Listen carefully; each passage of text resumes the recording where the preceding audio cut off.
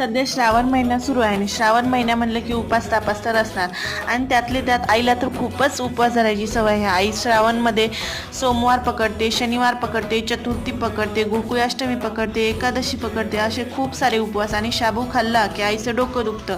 चला तर मग आईसाठी वेगळी अशी काहीतरी आपण रेसिपी बनवूया।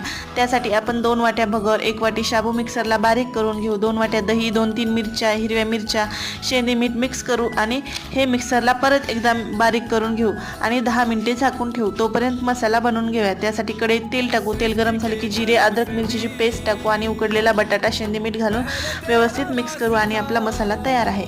तवा गरम झाला की त्यावर पाणी शिंपडूया आणि डोसे टाकून घेऊया आणि त्यावर बनवलेला मसाला घालू आणि कुरकुरीत असा आपला डोसा तयार आहे। हा डोसा खायला खूपच टेस्टी लागतो आणि इन्स्टंटसुद्धा बनतो। तुम्ही पण या डोसा खायला आणि व्हिडिओला लाईक, शेअर आणि सबस्क्राईब करायला मात्र विसरू नका। धन्यवाद।